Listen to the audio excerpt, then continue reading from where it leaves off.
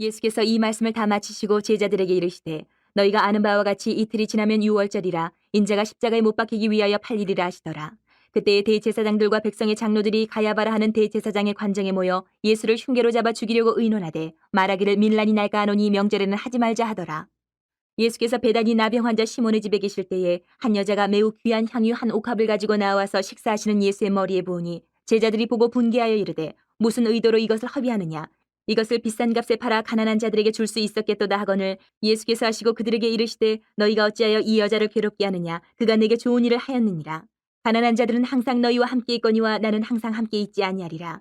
이 여자가 내 몸에 이 향유를 부은 것은 내 장례를 위하여 함이니라. 내가 진실로 너희에게 이르노니 온 천하에 어디서든지 이 복음이 전파되는 곳에서는 이 여자가 행한 일도 말하여 그를 기억하리라 하시니라. 그때의 12 중에 하나인 가롯 유다라 하는 자가 대제사장들에게 가서 말하되 내가 예수를 너희에게 넘겨주리니 얼마나 주려느냐 하니 그들이 은 30을 달아 주거늘 그가 그때부터 예수를 넘겨줄 기회를 찾더라. 예수님 곁에는 참 많은 사람들이 있었습니다. 우리가 겉으로 볼 때는 그들은 그냥 별 차이가 없어 보입니다. 예수님을 따르는 많은 사람들입니다. 그런데 농촌에서 키질을 하거나 이렇게 장비를 통해서 걸러내면 가라지는 다 날아가고 알곡만 남습니다. 이거하고 똑같이 예수님의 십자가 고난, 예수님의 죽으심을 통해서 이 예수님 곁에 있던 수많은 사람들의 진짜 모습이 나타나는 겁니다. 오늘 본문을 우리가 함께 살펴보고 묵상하면서 우리는 그러면은 예수님을 어떤 마음으로 따라가고 있는지 우리가 함께 스스로를 돌아보고 살펴보면 좋겠습니다. 오늘 2절 말씀에 이렇게 말씀하고 계세요. 너희가 아는 바와 같이 이틀이 지나면 유월절이라 인자가 십자가에 못 박히기 위하여 팔리리라. 다시 한 번 더 십자가 죽으심을 말씀하시는데 이제는 정말 십자가의 고난과 죽음을 조금 더 구체적으로 말씀하고 계시는 거예요. 구체적으로. 유월절이라는 이 날도 들어가고 십자가에 못 박히어서 팔린다라는 표현도 하시고 구체적으로 말씀을 해 주시는 겁니다. 그런데 그 이어서 2절에서 내가 6월절이 지나면 십자가에 못 박히고 팔리리 이것을 얘기하시고 나서 3, 4절에는 바로 유대의 대제사장들과 백성의 장로들이 함께 모여서 예수님을 죽이기로 의논하는 모습이 3, 4절에 바로 이어서 나옵니다. 예수님은 이때 6월절을 맞이하시면서 자기가 희생하시고 십자가에 달릴 것을 선언하시고 예고하시는데 또 다른 곳에서는 바로 한날 한시에 그 종교 지도자들이 예수님을 죽이려고 흉계를 꾸미고 모의하는 모습이 나. 한날 한시에 이 일이 벌어지는 거예요. 이렇듯이 우리가 살아가고 있는 이 세상에서는요, 하나님의 선하신 뜻과 더불어 사탄의 악한 세력의 흉계가 동시에 펼쳐지고 있다. 동시에 펼쳐지고 있다. 라는 것을 우리가 기억해야 돼요. 그래서 우리가 할 일은 뭐냐? 내가 어느 편에 설 건가를 늘 결단하면서 살아가야 돼. 요거 끝나면 요거, 저거 끝나면 이게 아니고 동시에 하나님의 뜻이 이루어지고 있으면서 그것을 또 방해하기 위한 사탄의 그 흉계도 동시에 이루어지고 있다. 차례차례가 안 된다라는 거예요. 우리는 그러면 선택해야 돼요. 내가 어느 편에 설 건가? 어느 편에 설 건가? 양다리 걸칠 수는 없고 그렇게 해서도 안 되고 두리뭉실 시간 지나다 보면 뭐 분위기 따라 이쪽에 서지 저쪽에 서지 이게 안 되는 거예요. 신앙은 명확해야 돼요. 하나님의 뜻과 사탄의 계략이 동시에 이루어지는 세상 가운데서 늘 우리는 결단해야 돼요. 나는 어느 편에 설 건가? 유대의 종교 지도자들은 예수님을 죽이로 결정을 하고 계획을 세웁니다. 정말 조심스럽게 계획을 세우는 모습을 봐요. 오늘 본문을 보면 부작용을 최소화시켜서 조용히 처리하고 자신의 목적 기득권을 지키기 위해서 계획을 세웁니다. 이들의 이 계략 앞에서는요, 정의, 공의 이런 거는 고려할 가치가 없는 거예요. 단지 그들이 신경 쓰는 거는 그래도 예수를 따르는 많은 무리들이 저렇게 있는데 우리가 너무 드러나게 예수를 잡아서 죽이면 그들이 밀란을 일으키면 우리가 엉망이 되니까 우리에게는 손해니까 그런 일이 일어나지 않도록 조용히 계략을 잘 꾸며서 예수를 제거하자. 이게 그들의 고려 대상일 뿐이지 정의 공의는 없었던 거예요. 그래서 그들은 은밀하게 빠르게 예수님을 죽이려고 했어요. 여러분, 이런 모습을 보면서 내 개인의 욕심으로 세워진 목적에 사로잡혀 버리면 그 목적을 향해서, 잘못된 목적을 향해서 달려가다 보면 정말 중요한 것은 놓쳐버리는 삶이 된다. 세상에서 좀 더 편안하고 세상에서 좀 더 건강하고 세상에서 좀 더 떵떵거리면서 살아가는 목적에 사로잡혀 버리면, 땅의 일에 사로잡히면 하늘의 소망을 바라볼 수가 없어지게 됩니다. 그러던 차에 한 여인이 등장을 합니다. 베다니 시몬의 집에서 식사를 하고 있는 예수님께 한 여인이 향유를 한 옥합 들고 나와서, 정말 귀한, 오늘 보니까 300데나리온. 300데나리온은요, 일반 일꾼들이 이 당시 계산으로 보면 1년을 꼬박 먹지도 쓰지도 않고 모아야 되는 1년 연봉이에요. 300데나리온. 그 가치의 귀한 것을, 향유를 가지고 와서 식사하시는 예수님 머리 위에 향유를 부었습니다. 그 모습을 보고 제 옆에 있던 제자들이 붕괴했다. 6절, 7절, 8절을 보니까 붕괴하면서 이 여인의 의도를 막 캐묻는 모습이 나와요. 따져묻는 모습이. 그 여인의 그 숭고하고 존귀한 모습을 그대로 받아들이지를 못해요, 제자들이. 왜 그럴까요? 당신들이 따라가는, 그 자신들이 따르는 예수님, 스승에게 그 귀하고 존귀한 향유를 붓는데 왜 붕괴를 하고 왜 따질까? 왜 그럴까요? 예수를 따르는 제자들이라고는 하지만 정작 그들의 이 속내에는 이기적인 그 무언가가 있었기 때문에, 그렇기 때문에 이 여인을 막 추궁하는 거예요. 너는 무슨 마음으로 이런 일을 하느냐? 너의 검은 속내가 뭐냐? 막 따져 묻는 거예요, 붕괴하면서.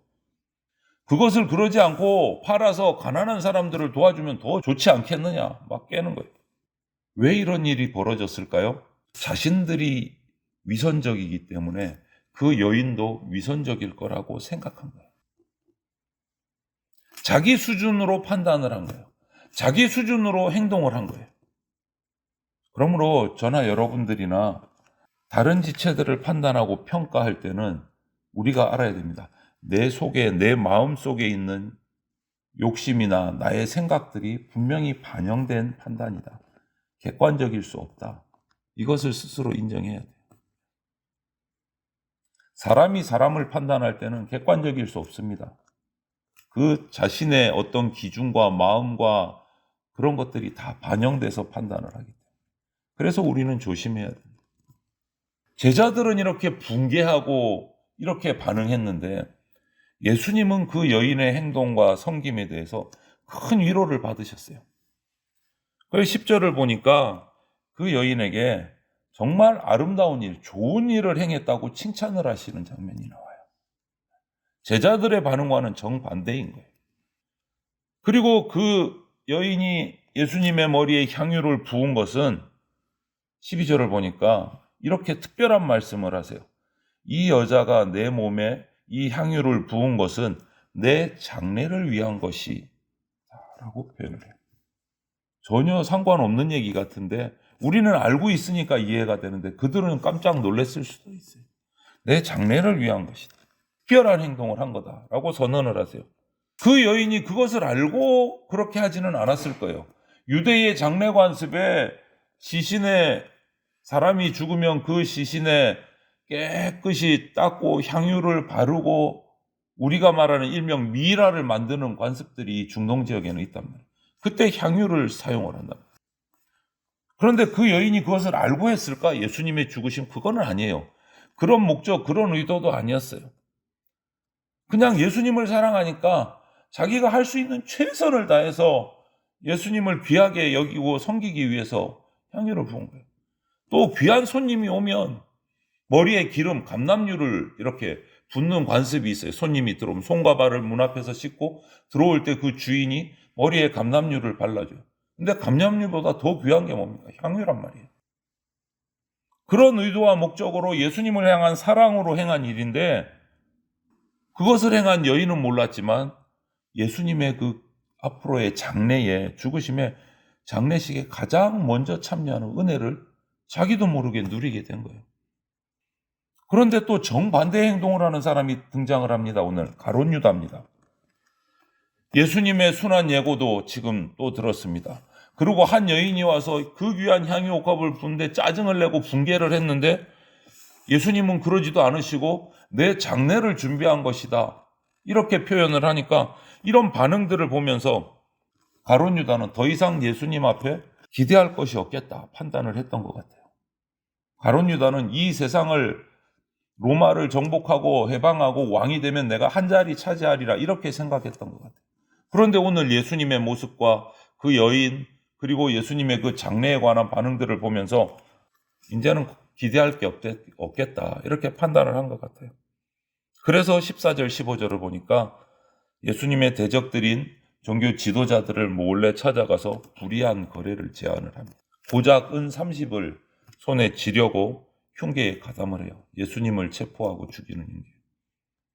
조금 전까지 가난한 자를 위한 척 막 분개하고 그 향유를 팔아서 삼박대나를 가지고 가난한 자를 도우면 얼마나 도울 수 있는데 이렇게 위선적인 행동을 했던 그가 300데나리온에 비하면 정말 작은 은 30을 위해서 믿음을 깨버립니다. 배신을 해요. 주님을 악한 자들의 손에 팔아넘기는 계획에 참여를 합니다. 오늘 이 모습을 보면서 마태가 이 마태복음을 기록하고 이 장면을 기록하면서 오늘 장면에서 여러 가지 비교되는 대조되는 모습들을 우리에게 적었어요. 예수님은 하나님의 뜻에 순종해서 자신의 죽음 앞에서 담담하게 십자가의 죽음을 선언하신 반면에 대제사장과 백성의 장로들은 예수님을 밀란 없이 조용히 붙잡아서 죽일 계획을 세우고 있어요. 제자들은 영적인 어두움에 자신의 탐욕에 빠져 있는 반면에 당시 사회에서 정말 열등하게 여겨졌던 한 여인은 예수님을 감동시키는 정말 깊은 헌신을 보여줘요. 정반대의 모습이 비교되고 있는 거예요. 이렇게 베다니에서 이 한 여인이 보여줬던 이 옥합을 열어서 향유를 머리에 예수님께 붓는 이 헌신은요, 예수님을 죽이려는 흉계와 또 예수님을 파는 배신과 이 어둠 속에서 정말 아름답게 빛나는 빛과 같은 헌신인 거예요. 뺏으려고만 하는 자들이 있는 반면에 정말 이 여인처럼 아낌없이 주려는 사람들도 있었다. 계속 비교의 말씀을 하는 거예요. 많은 것을 얻으려고 했던 사람들은 결국은 아무것도 얻지 못했고 오히려 자신의 모든 것을 다 내어주려고 헌신한 자들에게는 오늘 예수님 뭐라고 말씀하십니까? 복음이 전해지는 모든 곳에 온 천하에 이 여인의 이 행동도 전해질 것이다. 오히려 복음이 전해지는 주역의 자리에 영광을 누리는 자가 됐어요. 이런 비교와 대조를 보면서 우리는 선택해야 돼요. 나는 주님 앞에서 어떤 삶을 살 것인가? 또 어느 편에 서야 되는가? 가룟 유다도 되고 이 여인도 되고 양다리 걸칠 수 없잖아요. 대제사장도 되고 예수님의 십자가 죽음도 받아들이고 이럴 수는 없는 거지 않습니까? 그렇다고 마냥 다른 사람은 어떻게 하나 많은 쪽으로 따라가야지 이러고 주저앉아서 쳐다보고 우유부단하게 있을 수도 없는 거예요. 신앙은 선택을 해야 됩니다. 어느 편에 서야 하는가? 우리는 생각하고 결단해야 됩니다. 그리고 오늘 말씀은 또 무엇이 더 중요한지도 보여줘요.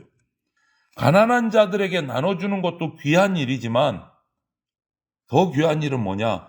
가난한 자를 돌보시는 분, 주님을 기억하고 섬겨야 돼요. 그것이 더 중요하다. 300데나리온 엄청난 가치입니다. 은 30, 300데나리온보다는 작지만 은 30도 정말 가치 있는 돈입니다. 하지만 그 둘보다 더 비교할 수 없이 소중한 주님이 있다는 것을 우리가 기억을 해야 돼요. 또 받는 것보다 주는 것이 더 복되다는 것도 기억을 해야 돼요. 이렇게 예수님의 순환이 시작되는 이 기사의 첫 시작에 이 기록들을 보면서 정말 안타깝고 어둡게 시작되는 것고 답답하기도 하는 것 같지만 그 와중에 소망의 빛이 보이기도 하고 생명의 빛이 함께 있다라는 것을 우리가 기억을 해야 됩니다.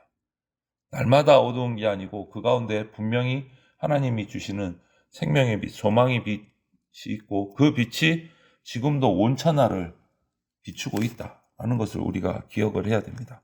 여인이 이렇게 열악한 상황에 힘든 여인이 그 향유를 붓도록 예수님 앞에 나오도록 이끈 것은 예수님을 향한 사랑이었고 가룟 유다의 발걸음을 대제사장에게 이끈 것은 가룟 유다의 탐욕이었습니다.